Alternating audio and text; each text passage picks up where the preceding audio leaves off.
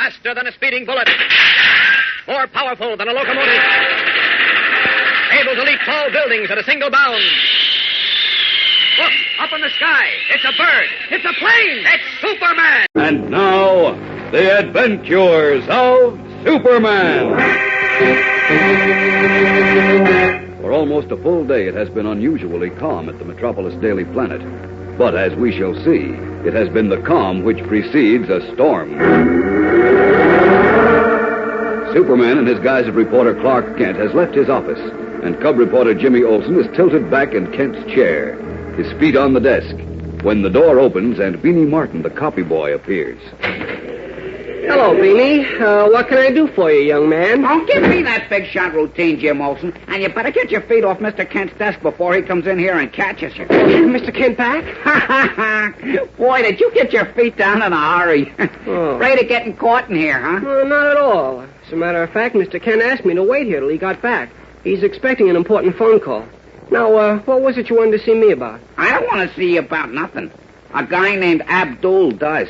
Abdul? Who's he? Search me. He looks as if he's one of them Rajas or Pashas or something. What? And is he a character? He's got a long curly beard and a towel wrapped around his head, and he's wearing earrings. Jeepers, what does he want to see me about? Well, I asked him, but he wouldn't tell me. He said it was personal and very important. Gee, maybe he's got a big story for me. For you? Of course. Show him in, Beanie. Okay, but listen, Jim. I saw a guy like that in a movie once. He turned out to be a murderer. He had a knife hidden in the towel on his head. Oh, why don't you grow up, Beanie? Go on, show Mr. Abdul in. Okay, but remember, I warned you.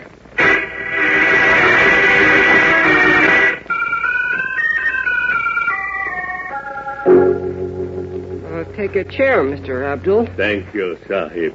You are James Olsen, are you not? That's right. What can I do for you?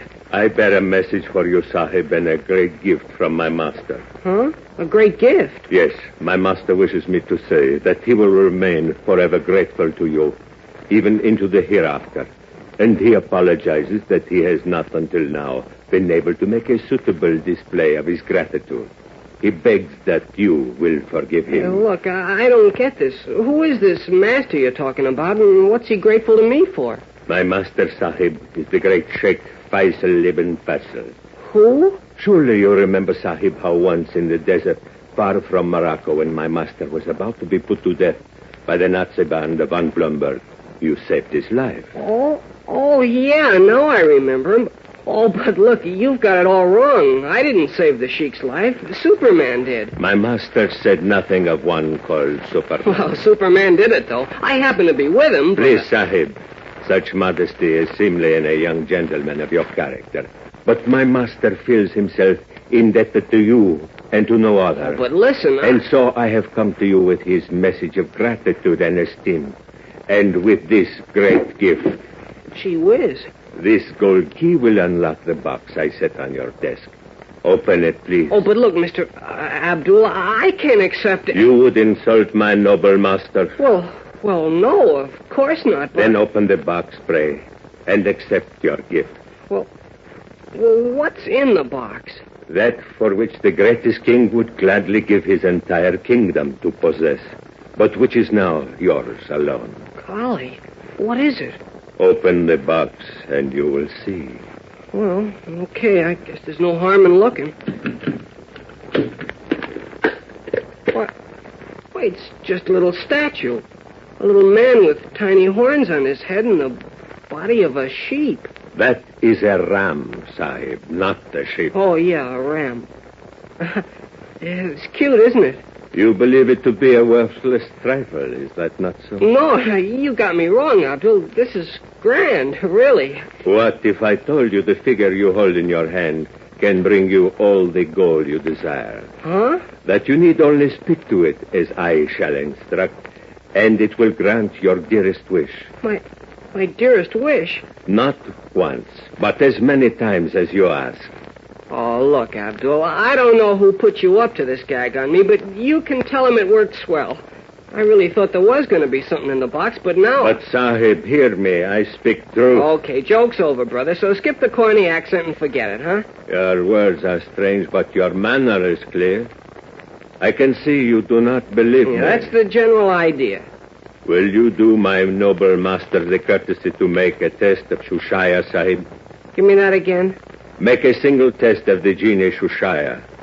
Judge then whether I have come thousands of miles simply to make a stupid jest. Test him, huh? Okay. Shushaya, I wish for $1 million. Come across with it pronto. You do not understand, Sahib Olson. Shushaya will help you to help yourself. In other words, he will create the opportunities for you to capitalize upon. Oh, you mean if I wish for money, he'll give me a printing press, huh? No.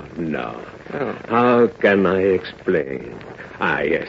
Tell me, what do you wish to be more than anything else in the world?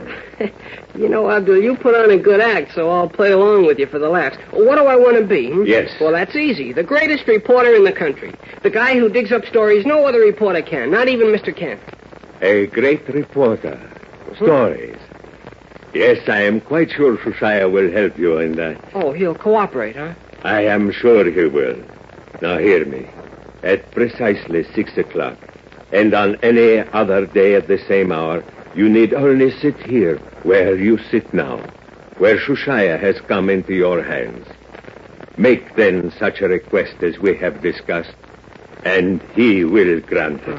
Okay, pal, and thanks a lot. Drop in again sometime. Please, Sahib Olson, you must believe I speak truth. I implore you, Sahib, only to make the test with Shushaya at 6 o'clock today. I ask no more for my master. Okay. Very well.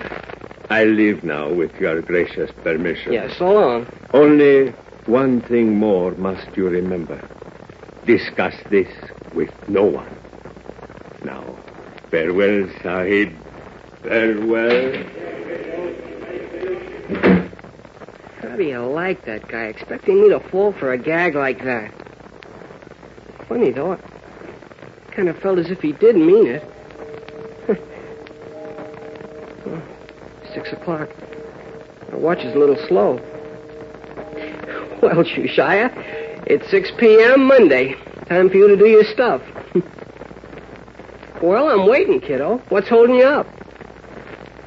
I wonder who put that guy up to this gag. Slane, maybe, or Tony Sloan? No, I don't think that... What? Hey, this Genie's shaking like crazy. What goes on here? That's funny. What made it shake like that? Just as the clock struck 6, too. Well, that's when Abdul said... Oh, what am I talking about? If he thinks I'm going to fall for this baloney... What is your wish, Master? Huh? Who said that? What is your wish, Master? Jeepers. There's nobody here except me and this little Genie. Did it... Could it... State your wish, Master, and it will be granted. Weeping lizards. It talked. Greatly startled, Jimmy examined the tiny bronze figure carefully, but he could find no mechanism to account for its movement or for the voice. And then the Genie seemed to speak again. State your wish, Master Olson, and it shall be granted. Telling himself that he was dreaming, yet intrigued, Jimmy told the little figure of his dearest wish to uncover big stories, scoops, and become a famous newspaper reporter. And in reply, the mysterious voice said, Listen to me now, and do exactly as I say.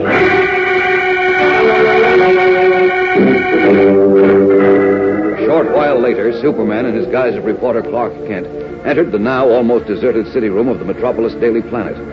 Finding his office empty, he calls to Beanie Martin, the copy boy. Beanie! Hey, Beanie! Yeah, Mr. Kent? Where's Jim? Well, he just rushed out of here a few minutes ago like his shirt tails were on fire. Where do you suppose he could have gone? Search me. Supposed to wait in my office till I got back because he and I were going to have dinner and go to the ball game tonight. Ball game? Uh-huh.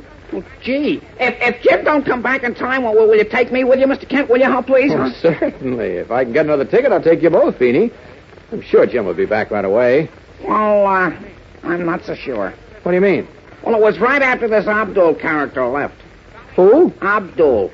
Golly, you should have seen him, Mr. Kent. He had a long curly beard and a towel wrapped around his head, and he was wearing earrings, like one of them Egyptian Rajas. Oh, what about him? He said he wanted to see Jim. What about? He wouldn't tell me. He said it was personal and very important. He had a little carved box. Come on, get to the point, Beanie. What happened? Well, Jim said for me to show this character into your office. Yes. And he was in there for a little while, and then a few minutes after he came out, Jim came tearing out to the study room. He looked excited and pale, and his eyes was glassy-like. And he said, Pinch me, will you, Beanie? Huh? Go on, pinch my arm, hard. What's the idea, Jim? Never mind, just do as I say. Go on. Okay, glad to oblige. Ow! I'm awake, all right. I didn't dream it. You didn't dream what? Never mind. Look, Beanie, do I seem irrational? Huh? Rational, you know, on the beam. Okay in the head. Well, sure, I guess so. But you're awful pale, and you're acting kind of funny, but... Listen, Jim, what's this all about? You wouldn't believe me if I told you, Beanie. Sure I would. Tell me. No, you wouldn't. Nobody would. I saw it with my own eyes, and I heard it with my own ears, but I can hardly believe it. Well, it's impossible. What are you talking about, Jim? Listen. But I did see it, and I did hear it. I know I did. And even if there's nothing in it, and there can't be, I've got to follow it up and make sure. I just have to. So long, Beanie. I'll see you later. He left you then, Beanie? Mm-hmm. I called after him, but he didn't answer me. Just kept on going. And what I mean, he was going. That's strange. Ain't it, though? At first, after I thought it over, I figured Jim was clowning. Taking me for a ride, you know. Yeah, could be. Well, yeah, except when I think of how he looked. His eyes so glassy and his voice so cracked and kind of scared. Well, I'm not so sure he was clowning, Mr. Kent. Oh, he must have been. Nothing he said to you makes sense. I know, It looks but... to me as if he was building up an act for you and me, too. Sure, he knew I'd be back by this time, and you'd tell me what happened, and we'd knock ourselves out trying to figure it out, and then he'd give us the horse laugh. Gee, I hope you're right, Mr. Kent. I think I am, Beanie. Jim will probably walk in pretty soon, innocent as you please, and all set to give us a big raspberry. So, just relax. Pretending more confidence than he feels, Clark Kent enters his own office where he tries to busy himself with some papers on his desk. But he keeps glancing at the clock. And finally, he brushes the papers aside and rises to pace the floor anxiously. Meanwhile, only a few blocks away from the Daily Planet building, but deep underground, Jimmy Olsen is picking his way through a pitch-black cylindrical tunnel through which the sewer lines of Metropolis run to the river. Using his fountain pen flashlight to push a thin ray of light through the deep gloom, Jimmy inches his way along a narrow catwalk built into the side of huge sewer pipes. Beside him, the tile walls are damp and clammy to the touch, and an occasional rat scampers past, brushing his legs. At intervals beyond one wall of the tunnel, a subway train thunders through an adjacent tunnel, whirled with a dull, clattering rumble. Screening his eyes through the Stygian blackness, the cub reporter picks his way cautiously, tensely, guided only by the small ray of his flashlight. Something tells me I'm the world's #1 dope for risking my neck down here. That little statue couldn't have talked. Only I heard it. It told me to come down here and I'd find a terrific scoop. What's that? Oh, subway train. Runs right outside this tunnel, I guess. Golly, I must have walked a quarter of a mile and I haven't seen any big story yet. Maybe I better go back. I had to see for myself there was nothing in it, so... Well, now I found out. I just hope Mr. Kent and Mr. White never hear about this. They'll never let me forget it. Huh?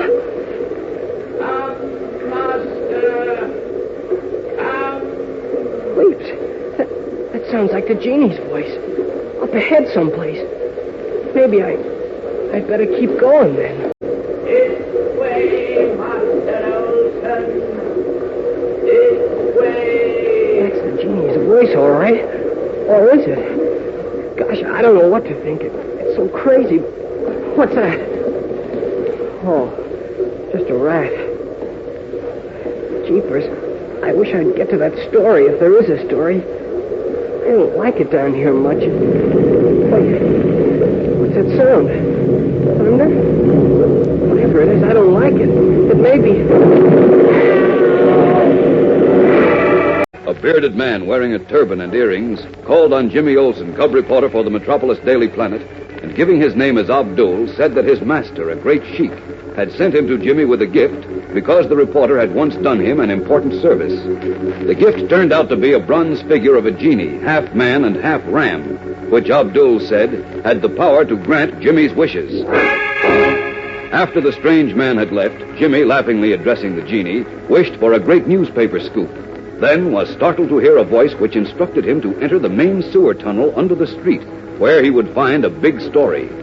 Doubting his senses, Jimmy nevertheless did as he was told, and he was making his way through the black tunnel, guided by the voice of the genie, when suddenly there was a terrific explosion just ahead of him. Rock and earth flew skyward, burying Jimmy and blasting a hole in the subway tube alongside, into which tons of water began pouring from the wrecked sewer pipe. But Clark Kent, in his office at the Daily Planet nearby, heard the explosion, took in the catastrophe at a glance, and swiftly resuming his true identity of Superman, streaked to the scene. Up, and away!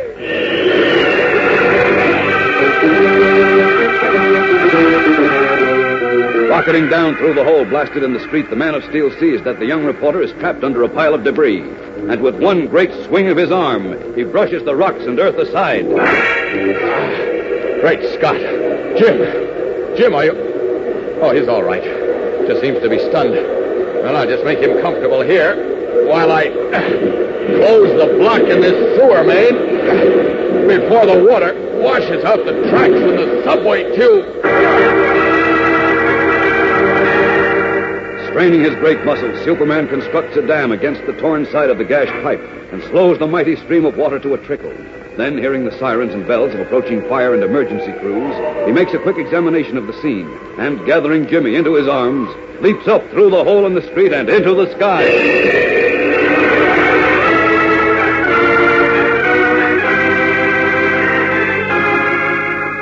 A few minutes later, in the back room of a nearby drugstore, Jimmy is revived. And while Superman stands by, Inspector Henderson, together with Perry White, editor of the Daily Planet and mayor of Metropolis, hurls questions at the boy reporter.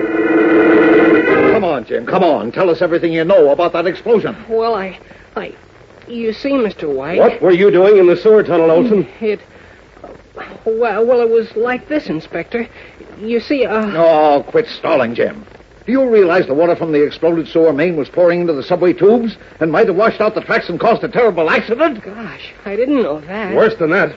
Another minute and the pressure of the water would have burst the gas mains. Then this whole area of the city could have been blown sky high. Jeepers.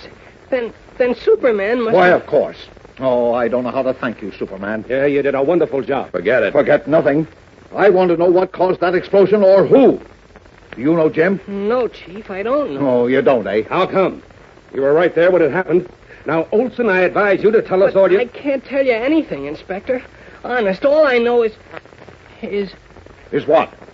You're on a spot, Jim. Unless you tell all you know, you'll be suspected of being personally involved in what happened. That's right. Honest, Superman, all I know is that the I got a tip that I'd find a big newspaper scoop if I went into the sewer tunnel and... Leaping lizard. Huh? Now what? I did get a scoop, a terrific scoop, and what a headline. Plot to blow up sewer tunnel and subway tube. Superman averts terrible disaster. Let me at that telephone. Now, look, put down that phone, Olson. Oh, boy. This is page 1. Put down that phone, I said. Let him alone, Inspector. He has a legitimate scoop, and the public has a right to read all about it. But, Mr. Mayor, just because you're editor of the Planet Take it doesn't... easy, Inspector. Take it give easy. me the city desk. We'll resume Hurry. this inquiry at my office. Oh, and I promise boy. you, we'll get to the bottom of it, even if Jim has to go to jail. Daily Planet Extra, Superman saves city from disaster. Planet reporter uncovers plot to blow up subway. Extra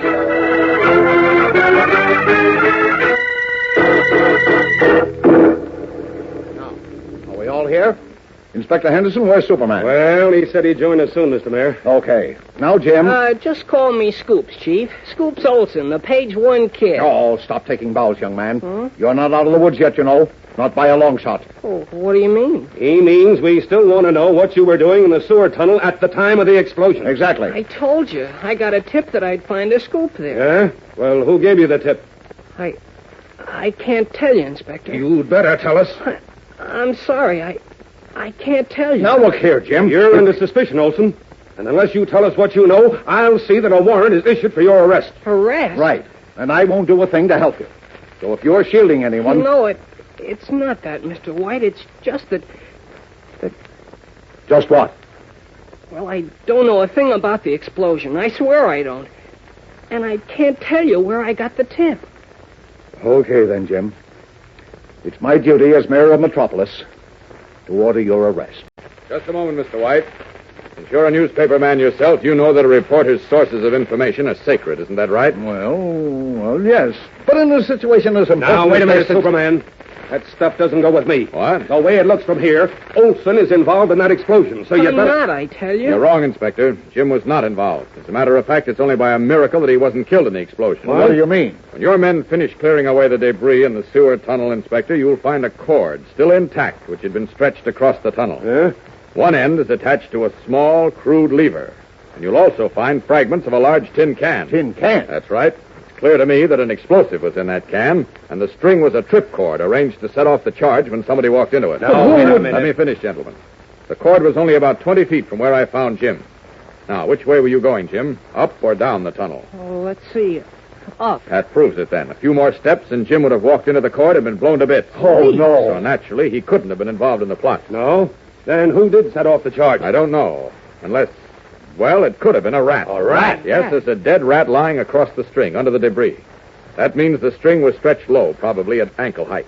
So I figure the rat ran into the string and set off the charge, saving Jim's life. Say, I remember a rat running past me just before the explosion. Well, what a lucky So you break. see, gentlemen, Jim was not involved in the explosion.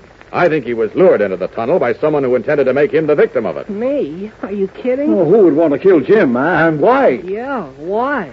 I don't know. But when you have the answer to that, you've solved the mystery. I don't think so. What? What do you mean? I mean, I can't explain, but golly, it couldn't be. As we continue now, it is the following morning. Superman, in his guise of mild-mannered, bespectacled Clark Kent, is in Lois Lane's office where he is talking with the Daily Planet's girl reporter. Isn't it wonderful, Clark? I mean, about Jimmy getting that terrific scoop. No, Lois, I don't think it's wonderful at all. Oh, now, Clark, don't tell me you're jealous. Well, nonsense. But if a rat hadn't run into the trip cord and set off the dynamite charge while Jim was still 25 feet away, he would have tripped over the cord and been blown to bits. Oh, good heavens. He was lucky, wasn't he? And how? But he can't expect to be as lucky the next time. The next time? What do you mean? Well, my hunch is that Jim was deliberately lured into the tunnel by somebody who expected him to stumble over the trip cord and be blown up. Oh, rubbish. Who would want to do that to Jim? Well, I can't imagine. But once when I was questioning Jim about who gave him the tip, he started to mention a name and then caught himself. But what I heard sounded like Genie.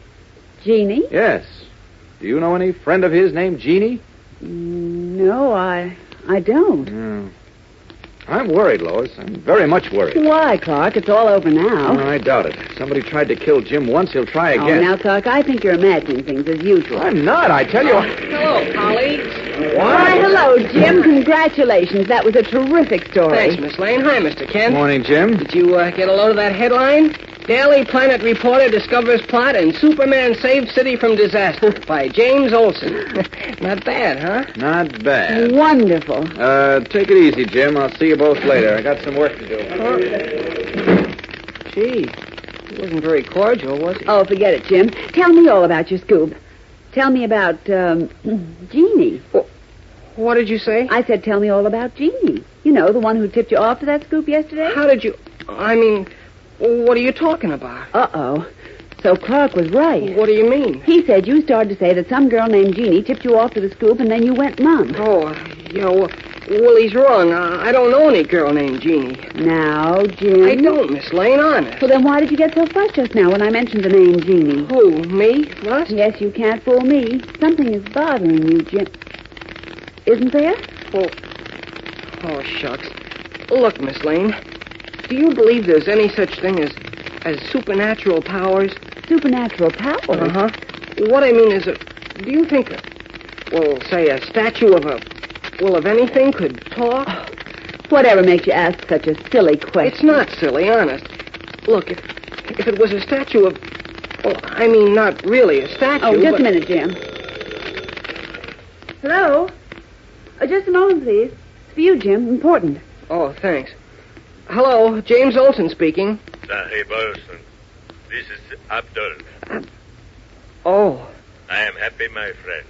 And my master will be happy to know that Shushaya has granted you your first wish.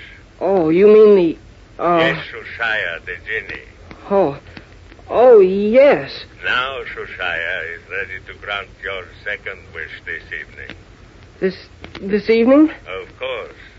Have you forgotten? You are to express your wish to Shushaya at sundown, at 6 o'clock. Well, no, but... And remember, you are to wish in the same place you were last evening. Oh, yeah, and Mr. Kent's off... I know. Good. One other thing. Remember, if Shushaya is to grant your wish, it is imperative that you reveal nothing of what transpires between you to others. Do you understand? Yeah, sure. Very well then, my young friend. Good luck, and may Shushaya continue to favor you as you deserve. Thanks. So long, Abdul. Well, that was rather a strange conversation, Jim, judging by your remarks. It was? Yes. Who's Abdul? Oh, kind of a friend of mine, Miss Lane. I see. Now, what did you mean before when you asked me about supernatural powers and statues, which weren't really statues being able to talk? Oh, nothing, Miss Lane. I was just kidding. Now, don't give me that. You had something on your mind, Jim. Now, come on, out with it. No, thanks very much, Miss Lane, but I'll settle this myself. This evening. The time reaches 5:50, then 5:55, and the frantic Jimmy is alternately praying and racking his brains for some means to get Kent out of his office and out of the building. But he can think of nothing. And at 2 minutes before 6 o'clock, he just gives up all hope. When suddenly, Kent's door opens. Hello, Jim. Oh. How come you're still here at this hour? I'm expecting a message. Are you leaving now, Mr. Kent? Yes, I'm meeting Inspector Henderson at Mayor White's office. Henderson thinks he may have a clue to that explosion last night. Oh, well, you better hurry, huh? Yeah, I'm on my way. Look, if Lois comes in before you leave, tell her where I am, will you, and ask her to wait? Yeah. I told her I'd discuss that Sunday feature with her. Yeah, sure. I'll tell her. You better... Oh, gosh. What's the matter? But it's 6 o'clock. You better step on it. Hurry. Hey, you sound as if you're anxious to get rid of me. Are you? Oh, me? Where'd you ever get that idea? From the way you're behaving. Well, what do you mean? I'll talk to you about it later. There's no time now. So long. So long, Mr. Kent.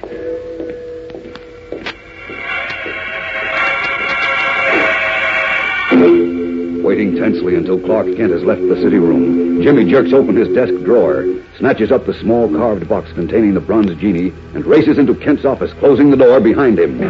The young reporter sits down at the desk and with trembling hands removes the tiny bronze figure with the horned head of a man and the body of a ram, then sets it in front of him. Oh, get hold of yourself, Olson. You know you really don't believe in this stuff. Uh-oh.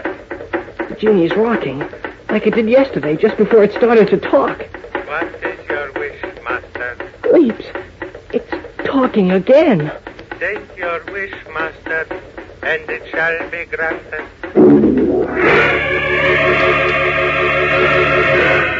His eyes wide, Jimmy Olsen stares in awe at the tiny rocking figure of the genie, and he hears the same voice he heard yesterday promising to grant his wish. Jimmy's intelligence warns him not to believe what he sees or hears, but despite that, he finds himself speaking, uttering his wish. Come on, Shushaya. Give me a big scoop, like you did yesterday, so I'll get to be a famous reporter like Mr. Kent. Drive north down River Road at once, and your wish will be granted. As we continue now, Jimmy has burst into the almost deserted Daily Planet city room, just as Lois Lane, the girl reporter, walks in. Miss Lane, will you do me a favor? Why, yes, of course, Jim, if I can. What is it? Lend me your car, please. My car? Uh-huh. I'll be careful of it, honest. Please, will you let me have it? Well, but you don't have a driver's license, Jim. Well, I've got a permit, though. Well, you can only use your permit when a licensed driver is with you. You know that. Yeah, but... Oh, gosh, what'll I do? I've got to have a car right now. Why? Well, you see, I can't tell you. Well, now, why can't you tell? What goes on? Well, Oh, shucks, I've got to tell you. I got another tip. A tip? Yeah, on another big scoop, just like I got yesterday. Oh, you did? Uh-huh. I've got to drive out River Road at once, right now. So look, Miss Lane, will you let me drive your car? You can come along and well, I'll split my byline with you if you never want. mind the byline, but I'd like to know more about this, Jim. Who gave you the tip and what's the story? I can't tell you that. Why not? Because I'm not sure, and Besides... Oh, golly, Miss Lane, we're wasting time. Who? Oh, this person said I had to go at once. And if we don't leave right now, we may miss the scoop. Well, I don't know. Look, my tip paid off yesterday, didn't it? Yes, but you almost lost your life. And Clark said the whole thing was a trap to get rid of you. Oh, where'd Mr. Ken ever get that crazy idea? Well, I don't know. I don't agree with him myself, but... Well, then what are we waiting for? Come on.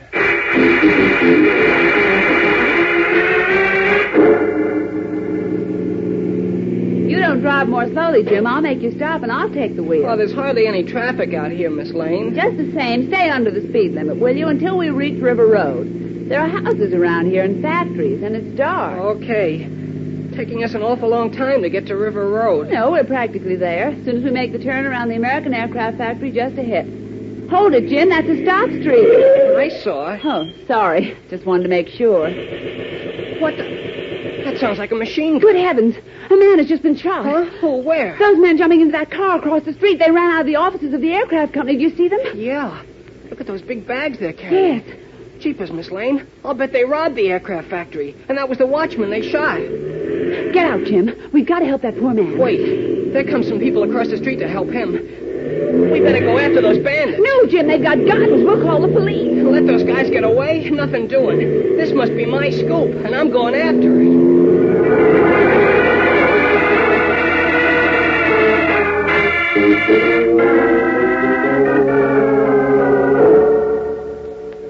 Say, Andy, did you see Miss Lane? I was supposed to meet... Miss Lane left, Mr. Kent, about a half hour ago. She went out with Jim Olson. Oh, no, I distinctly told Jim to have Lois wait for me. We've got to put a feature together for the Sunday magazine section. Oh, did they say where they were going? No, they didn't, but... just a minute, Mr. Kent. Sure, Andy. Anderson, city desk. What? Give me that again. Uh-huh. Yeah.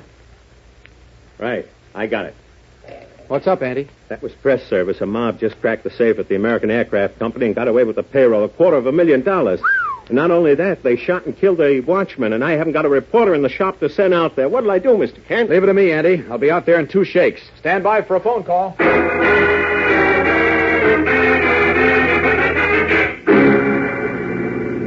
Good gravy, Jim. You're doing 70 miles an hour. Slow down. Let those bandits get away, Miss Lane? Look out. They're shooting at us. Yeah. They must have noticed we were following. Well, slow down. I don't want to get killed. Relax. It's hard for them to aim straight at this speed. Just the same, Jim, you must be crazy taking chances like this. Now stop right now and we'll call the police. How are we going to call them out on the highway? Besides, nothing can happen to us. Oh, no. Oh, we can just lose our lives, that's all. No, we can't. Shushaya's on our side. Who? The Genie.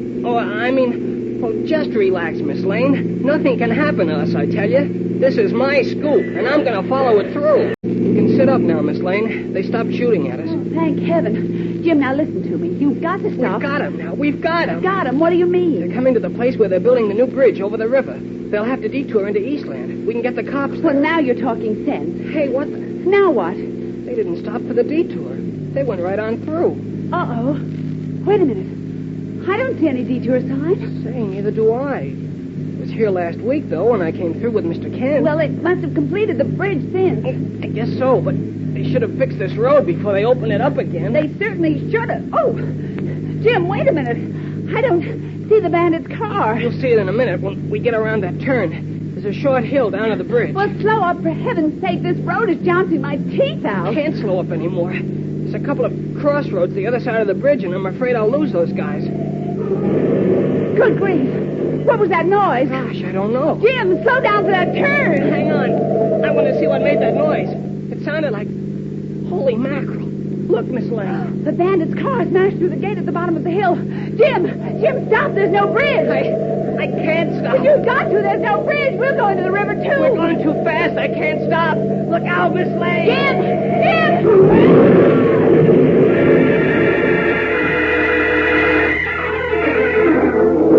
Unable to bring the speeding car to a stop on the short, steep hill, Jimmy Olsen and Lois Lane cry out as their car skids and careens through the shattered wooden crossbars and plunges off the road to the river below, into which the bandit's car has just disappeared. Meanwhile, as the car bearing Jimmy and Lois plummets down toward the deep, dark river, Clark Kent, in his true identity of Superman, has arrived at the American Aircraft Factory and is talking with a police sergeant.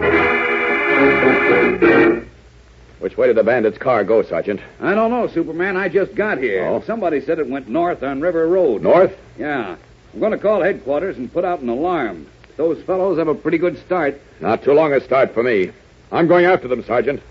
Up, up, and away! Down to that car. Down!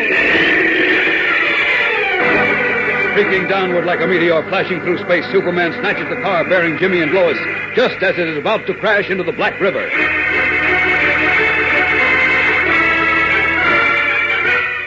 Then, holding the machine as if it is a child's toy, the Man of Steel leaps upward and finally deposits it lightly as a feather at the crest of the hill. Jim, Miss Lane. Oh, Superman. Oh, boy. Am I glad to see you. Thanks a million. Yes, thanks for saving our lives. What happened? What are you two doing We here? were chasing some bandits and... What? Sleeping lizards, I forgot. Oh, they're in the river, Superman. What? Yeah, they went off the road just before we did. Oh, yes. Now I see their car. Wait here. Up, up, and away! Oh, boy. I thought it was all up with us, Jim. It would have been if not for Superman. Say, he turned up in the nick of time yesterday, too. Maybe Shushaya took care of that. What did you say, Jim? I said, I'll bet the Genie... Genie? Look, Miss Lane. Here comes Superman with the bandit's car. Oh. Are they done for, Superman? One is, Jim. The other three, including Joe Mora, are in pretty bad shape. Mora? Yes, Mr. Public Enemy number 1 himself. I'm taking him and his pals to the police infirmary. You two meet me there, if you're able to drive. Oh, sure, we're all right. Okay, see you soon, then. Up, up, and away!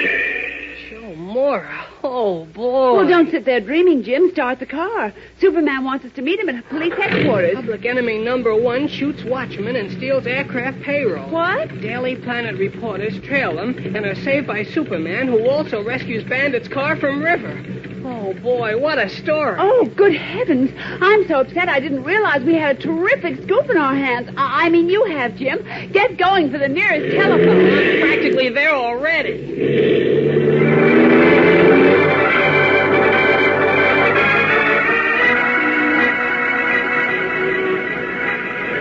Planet Extra, read all about it. Superman and young Planet reporter capture Joe Mora and recover aircraft payroll. Extra.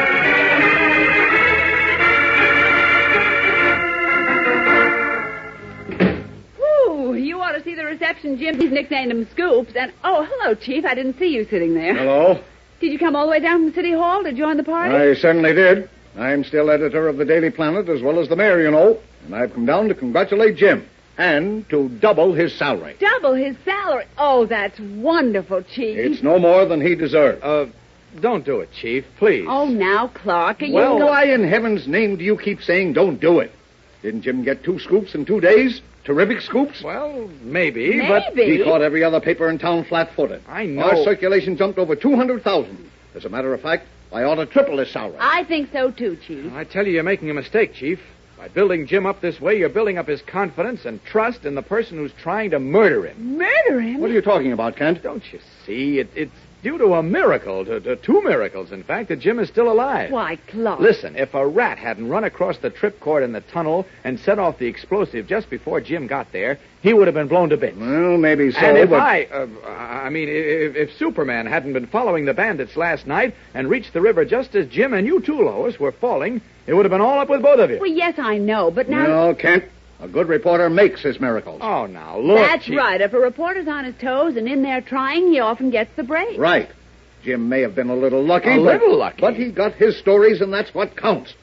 Now, where you get the notion that somebody was trying to murder him is beyond me. It's beyond me, too, Chief. Can't either of you see that Jim was deliberately lured into the sewer tunnel by somebody who wanted to get rid of him? No, I can't. Well, what makes you so sure of that, Well, Kent? it stands to reason, Chief. It's obvious that he was sent into the tunnel, and he was walking straight at that tripcord. Why can't you believe that some crank or crackpot wanted to blow up the subway or the gas mains and somebody else heard about it and tipped Jim off? Yes. Or maybe the crackpot himself tipped Jim. You know, some of those nuts want publicity at all costs. Certainly. That's just what I said yesterday. All right. Then what about this business last night? Well, what about it? Jim was told to drive north on River Road. Yes? Just before he reached the detour above Eastland, where they're building a new bridge, somebody removed the detour signs.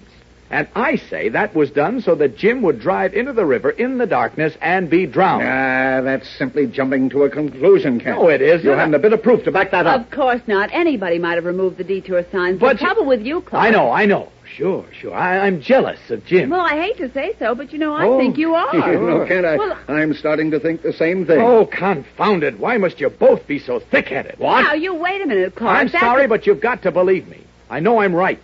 2 attempts were already made on Jim's life, and I'm sure there'll be another. I don't believe Neither do I. All right. I was counting on you two to help me save Jim, but since you won't, I've got to do what I can alone. There's just one chance left, and I'm going to take it now. This is Abdul.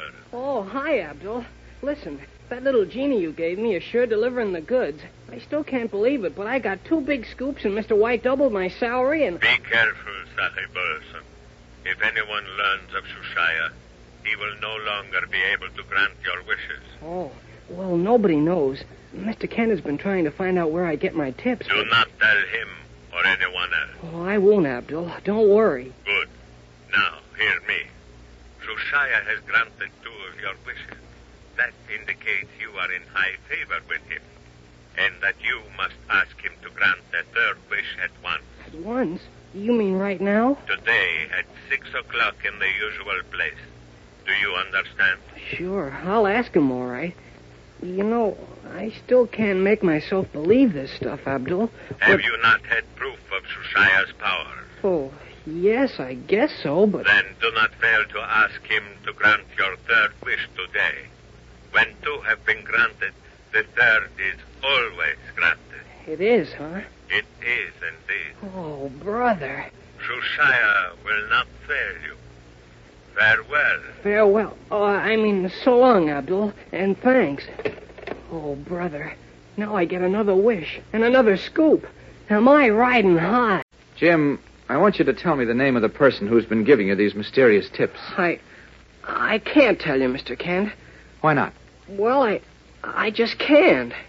You mean because you promised not to tell? Well, I didn't exactly promise, but... Look, Jim, I'm asking you because I'm certain the person who's been giving you these tips is trying to kill you. Oh, no. Where'd you ever get that idea? Never mind, I'm certain of it. Now, he just missed twice. The other night in the tunnel when a rat set off the explosive that was meant for you, and last night at the river when... Mr. Kent, I hate to say this, but you're all wet. Why, Jim, have I ever given you a wrong steer? Oh, no, but... I'm not giving you one now, either. I know what I'm talking about. Now, tell me the name of the person who's been tipping you off to these big stories. Honest, Mr. Kent, I wish I could, but I can't. What? Because if I did, I wouldn't get any more tips. Oh? But you're all wrong about my being in danger. No, I'm not, Jim. Sure, I'm as safe as in a church. And before this is over, I'm going to be the biggest reporter in the country. Well, except for you, that is. Well, I got to write a follow-up to my story now. I'll see you later. Jim, you're signing your own death warrant. Oh, quit your kidding, Mr. Kent. I'm sitting on top of the world. So long.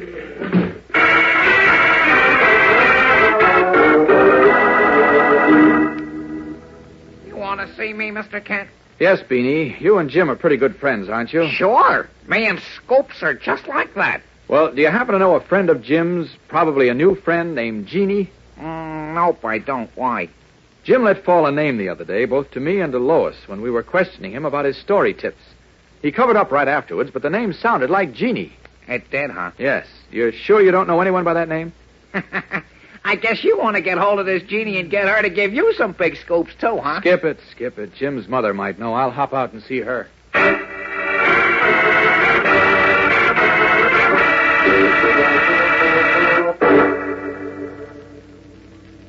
You're certain you don't know any friend of Jim's named Genie, Mrs. Olson? No, I don't, Mr. Kent. I know all of Jim's friends, every one of them. Oh.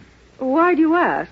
Well, I don't want to alarm you, Mrs. Olson, but I think there's something strange about these big scoops Jim's been getting. I don't think it's strange. Huh? I've always known Jim would be a success. He's very bright, and he's not afraid of work. Oh, yes, of course, but I'm surprised that you're trying to belittle him, Mr. Kent. He's always looked up to you so. I'm not trying to belittle him, Mrs. Olson. I just... Oh, excuse me. Oh, certainly. Somebody's at the door. James Olson lives here. Oh, yes, but he's at work now. What is it? Special delivery letter for him. Sign here, please. Oh, yes, of course. Oh, there you are. Thank you. You're welcome. Oh, it's special delivery letter for Jimmy. Oh, can you just see up there on the envelope who it's from, Mr. Kent? I left my glasses upstairs. Oh, yes, certainly. It's from Lucius Tuttle, attorney at law, Pine Valley, Vermont. Pine Valley? Uh-huh. Well, that's where my late husband came from. I wonder what a lawyer in Pine Valley would be sending Jimmy a special delivery about. Oh, I don't... Uh-oh. Oh, what is it, Mr. Kent? Why, this letter says... What's that? Land's sake, the way you're looking at that envelope, a body would think you could read the letter inside it. Huh? Oh, tell me, Mrs. Olson, are any of your husband's relatives still in Pine Valley? Oh, just his stepbrother Lem, I believe. Well, don't you know for sure? No. You see, Lem and my husband fell out years ago, long before my husband passed away. Oh, I see. But about this letter for Jimmy... Look, I'm going back to the office now, Mrs. Olson. Would you like me to take it along for Jim? Oh, well, yes, I'd be thankful to you, Mr. Kenton. Please tell Jimmy to call me up and tell me what it says. I will. Goodbye, Mrs. Olson.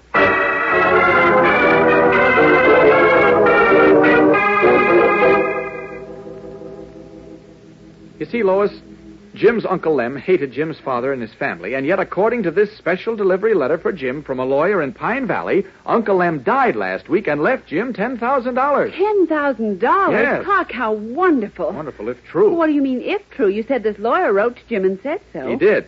But don't you think it's a little strange that Uncle Lem would leave $10,000 to the son of the man he hated? Well, yes, but he could have had a change of heart before he died. Gone soft, you know. Well, yes, he could have. Or this might be a trick. A trick? What do you mean? The lawyer asks Jim to come up to Pine Valley tomorrow when the will is to be probated. What's tricky about that? Don't you see, Lois? Jim was led into 2 traps in the past 2 days.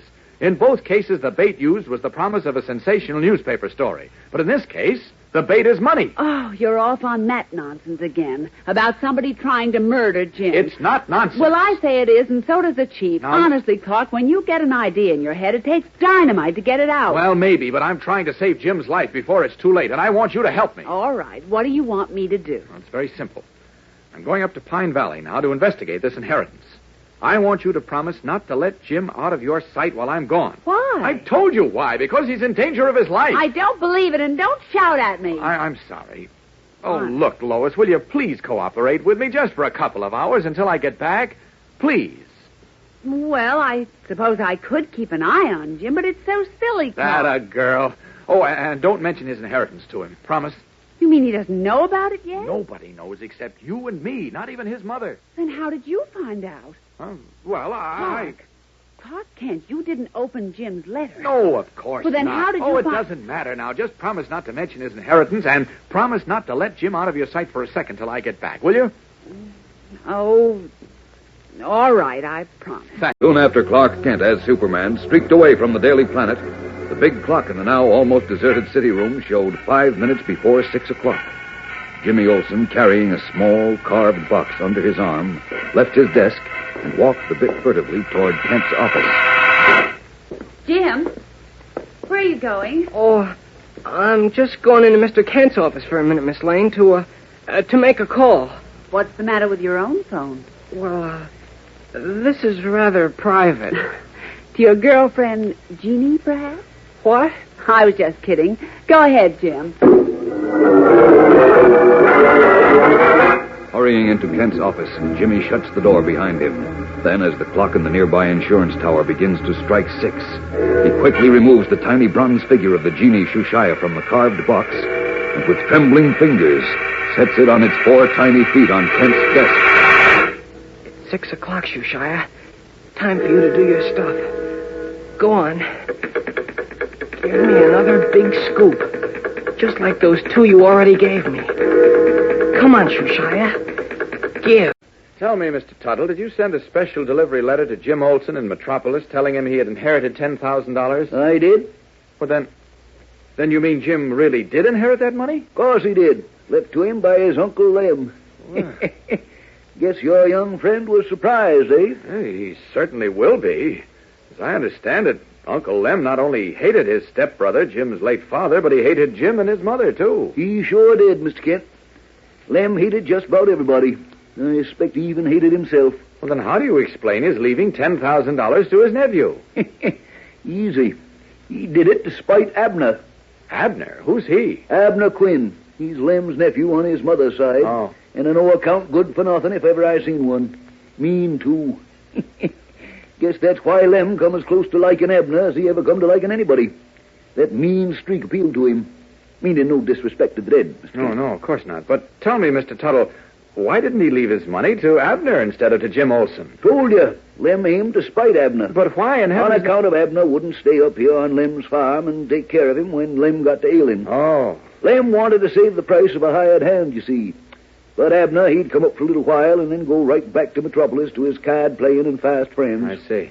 Or, once in a while, when Lem wouldn't give him any money, Abner'd get a little job acting on the stage. Oh? He's got kind of a talent for it, but he's too lazy to work at it. I see, but why... Oh, about a month ago it was, just a couple of weeks before he went to meet his maker. Lem called me in.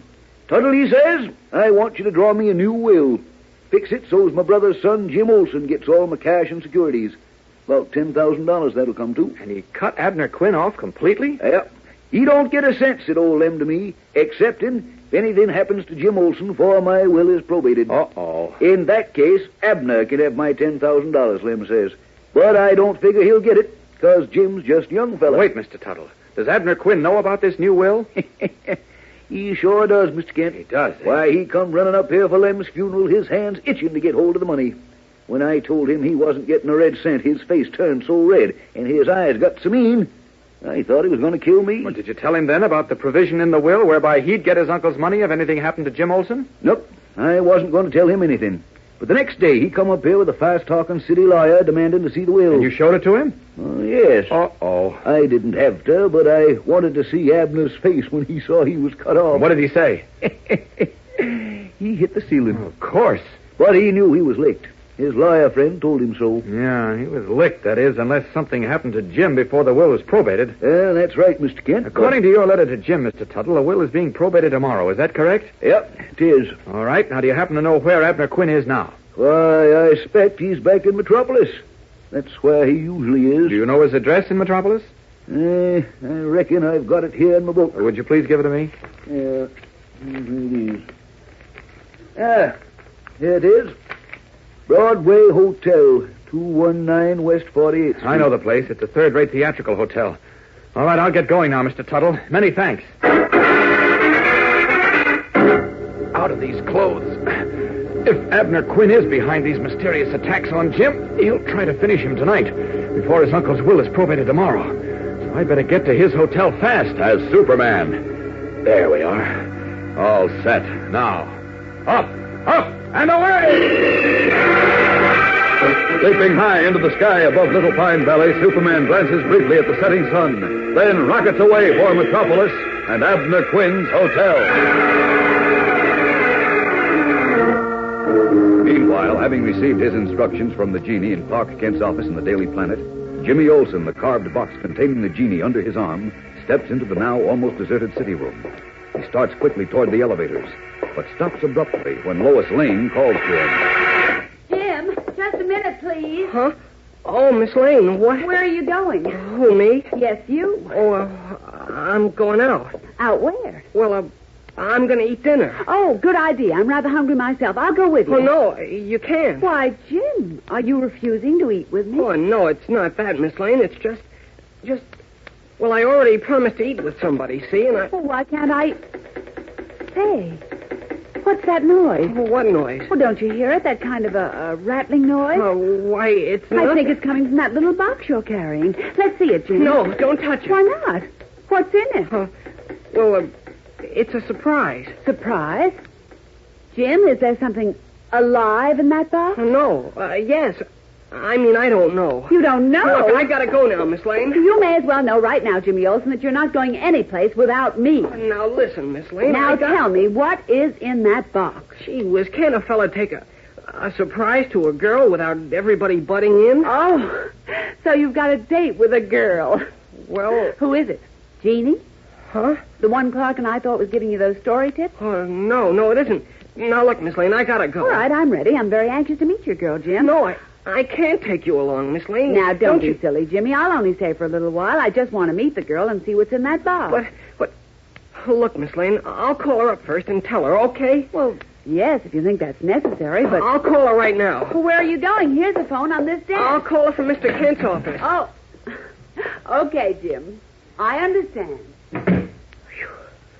I'm in a spot. Miss Lane insists on tagging along. But Shushaya said I had to go alone tonight. What'll I do? Hello, Lois.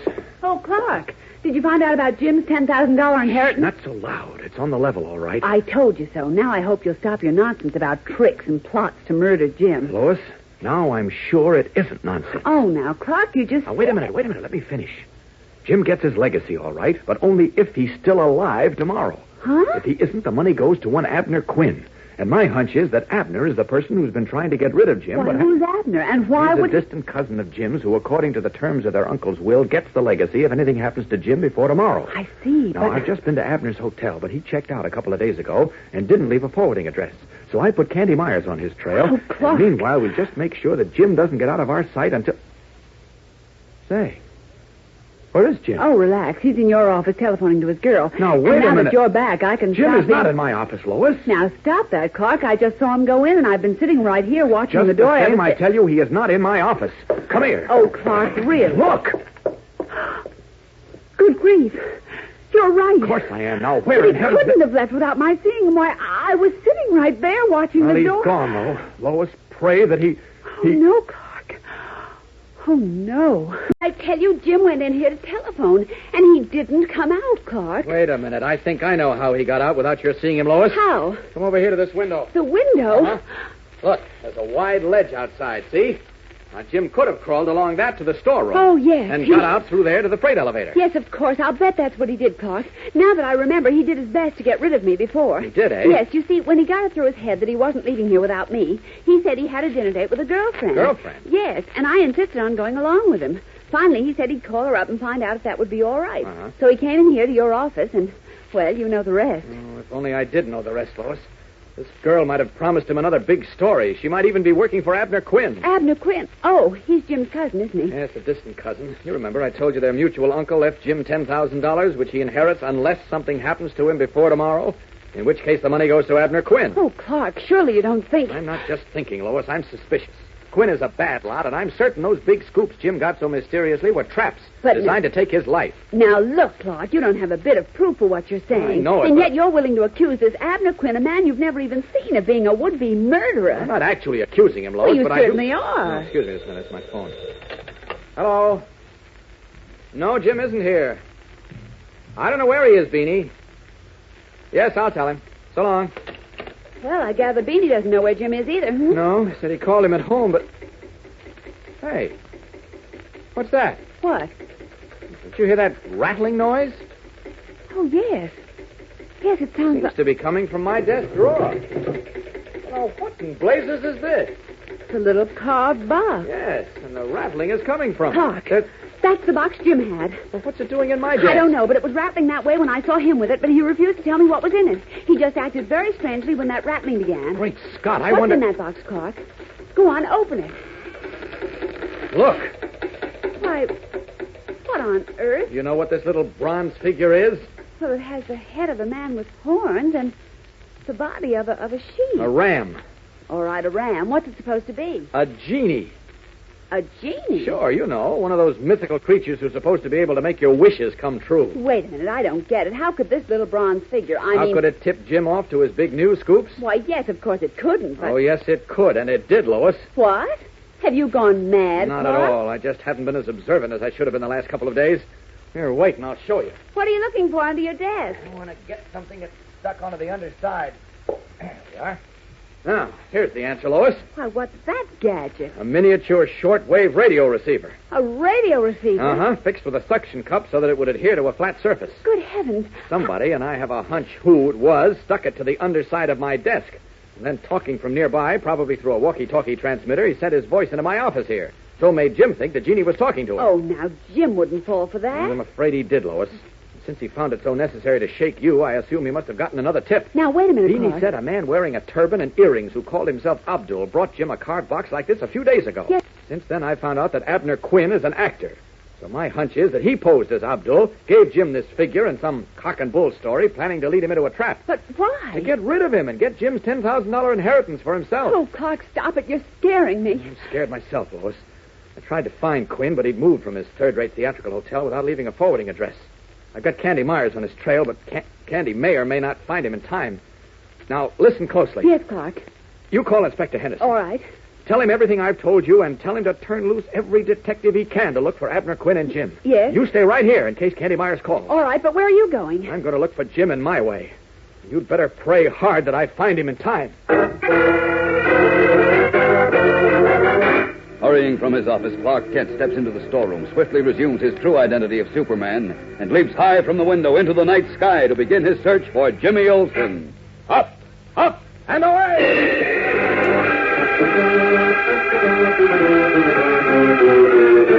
A short time later, just before midnight, the young cub reporter himself alights from a taxi at the gates of the Riverside Amusement Park and approaches the cashier's window. One ticket, please. Closing up in a few minutes, Bud. Well, that's all right. Give me a ticket anyhow, please. Okay, here you are. Thanks. Look, which way is the Tunnel of Fear? Tunnel of Fear, straight up the midway, first turn to the right. You won't have time to get a... That's okay. I don't know if I want to ride. Thanks, mister. A few minutes later, the brilliant varicolored lights are dimmed. The concessions and rides start closing up, and the last of the crowds are streaming toward the exit gates as Jimmy pauses before the dark and deserted Tunnel of Fear. Just beyond the ticket cage at the landing platform, 3 empty gondolas bob on the narrow blackish water which winds in a canal toward a long, low tunnel. Staring about him but seeing no one, Jimmy steps uncertainly onto the landing platform, then starts as a voice speaks to him out of the darkness. Good evening, Sahib Olsen. Twirling around, Jimmy makes out a tall man wearing a long robe, a turban wound around his head, and small bright stones in his ears. And then, taking a step nearer, Jimmy gasps as he recognizes the man. Why, you're the man who gave me the genie. You're Abdul. Gosh, what are you doing here, Abdul? Shoshaya instructed me as he did you. Get into the boat, please. We must proceed. Oh, to get my scoop, huh? Of course. Okay, let's go, Abdul. Say, where are you taking me? We are going into the Tunnel of Fear. There you will find your great newspaper story and immortality. Immortality? The genie said that, too. Just how did he mean that? That, Sahib, you will discover for yourself very soon. Say, Abdul, what is this new story I'm going to get? You will find out for yourself, Sahib, when we enter the Tunnel of Fear. Boy, I can hardly wait. The genie said this scoop would even top the other 2 I got. Shushaya has been good to you, Sahib? You're not kidding. I don't know how to thank you. Lower your head, Sahib. We are about to enter the tunnel. Oh, okay. Golly, it's dark in here. I can't see a thing. In a moment, when we enter the main portion of the tunnel, you will be able to see a little. A fluorescent substance in the walls provides a faint light. Say, you're right. I can see a little now. The ceiling's higher, too. Yes, I will not need my oar now. Well, where's my big story? You said I'd get it when we got into the tunnel. Yes, you are about to get it now. Oh, but I don't see it. Hey, what's the idea of the knife, Abdul? It's for you, cousin. Cousin? What are you talking about? You didn't know we were cousins, did you, Jim? Quit your kidding. I'm not kidding. Put that knife down, will you?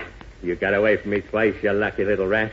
At the explosion and last night at the bridge. I got away from you? But your luck has run out now, and this time I'm going to finish you. Hey, no. Wait, don't. Then we'll see who gets Uncle Lem's $10,000. What $10,000? You must be crazy. Put that knife down. Sure, I'll put it down, all right. This way. Hey, no. Cut it out. You can't get away from me this time. I'm going to finish you.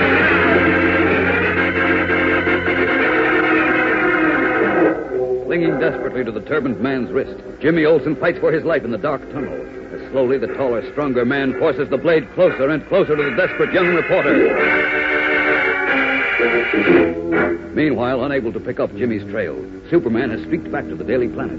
Resuming his guise of mild-mannered, bespectacled Clark Kent, he enters the long, dimly lit city room, deserted at this late hour except for a telegrapher, a night city editor, and Lois Lane, who is concluding a telephone conversation as Kent approaches. Yes, I'll tell him when he gets back. Right. Goodbye.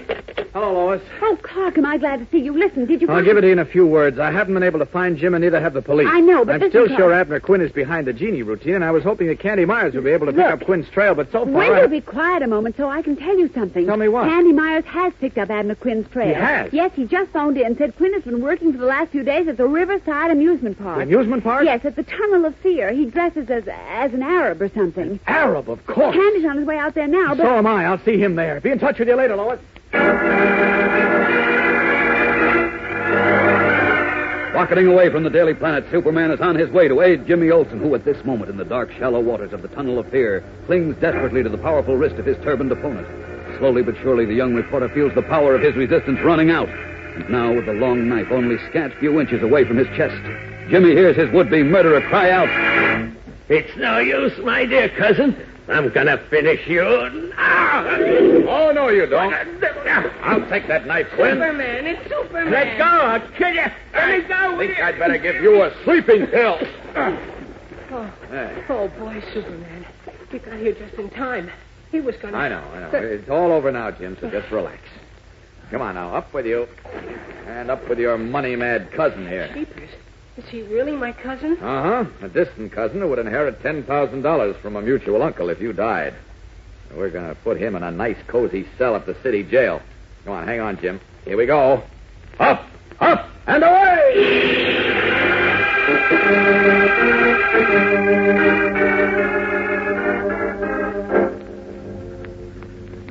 What makes the Genie rock like that, Mr. Kent? There's a tiny vibrator inside this little figure, Jim, that's set between two magnetic poles. And when you talk in its direction, the sound waves set the vibrator moving from pole to pole, and the Genie rocks from side to side like it's doing now, until you pick it up, like this. See? Well, I'll be... What about the voice, Mr. Kent? I distinctly heard a voice coming from it. The voice was your cousin Abner talking on a walkie-talkie, Jim. A walkie-talkie? Yes, he attached a miniature walkie-talkie receiver to the underside of my desk here. Then he stood in that stair hall across the court, which overlooks this office. When he saw you make a wish to the Genie, he just spoke into his transmitter and told you what to do. Oh, and I fell for it. Boy, am I dumb. Don't feel too badly about it. There you are, Olsen, you unspeakable word, you. Huh? Take it easy, You Chief. stay out of this, Kent. But, Chief, look. And you too, Lois. Well, Olsen, what have you got to say for yourself? Oh, not much, Chief, except Well, I'm just a dope, that's all. I should have listened to Mr. Kent in the first place. Is that so? Well, it's all over now. Abner Quinn is in jail. Oh, no, it's not all over. Not by a long shot. Oh, now, wait. Jim not only made a fool of himself, believing in that superstitious Tommy rot, but he made a fool of me, too. You? How did I? By getting me to double your salary. By making me brag about you all over the town, you... And, now how am I going to face people? How can I tell them that my young genius of a reporter has been led on by a Genie? Got a wonderful headline for that story, Chief. Genie bites genius. Oh, I like that, Clark. Well, I don't. And as for you, Oh, gee, Olsen, Chief, I didn't... you're fired. Oh, now, look here, Chief. Let's not go that Now, far. be quiet, quiet. I'll take no back talk from anyone. Olsen is definitely through. Jim. Look here, Chief. Isn't it true that Jim brought in 2 scoops? Well, yes, but... And didn't you say the Daily Planet circulation jumped considerably because of them? Yes, Then Jim earned his raise, and then some, even if he did do it by being a bit of a, Go on, say it, Mr. Kent. I'm a jerk. And besides, he's got a 3rd scoop now. A story that's even bigger than the other 2. He has, eh? Hey, what do you mean, Mr. Kent? What is it, Clark? He helped capture Abner Quinn, the man who almost wrecked the subway and sewer system the other night, and who's had the police running in circles trying to find him. That's right. Don't you call that a scoop? Especially when Superman was involved, too. Yeah, how about that? Okay, I know when I'm licked. Go out and write the story, Jim. You mean I'm not fired? Well, not this time. But the next time you start talking about Genie... Oh, there won't be any next time. Believe me, I've learned my lesson. No more superstitions. Well, there better not be. Now, get out to your typewriter, you ninny. Yes, sir, Chief. I'm on my way. And take that confounded Genie with you.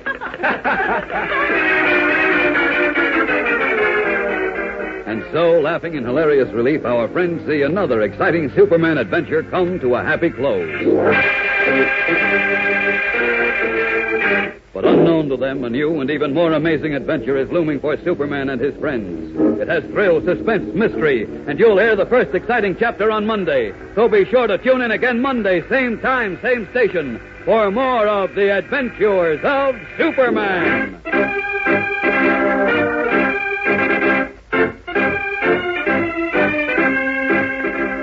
Superman is a transcribed copyrighted feature appearing in Superman DC Comics magazine and is brought to you Monday through Friday at this same time. Watch for the Superman Adventure serial, soon to be shown at your local movie theater. This program came from New York. Stay tuned to your Mutual station for Adventure Parade, which follows in just a moment. And right after Adventure Parade, you will hear Tom Mix and his straight shooters. This is the Mutual Broadcasting System.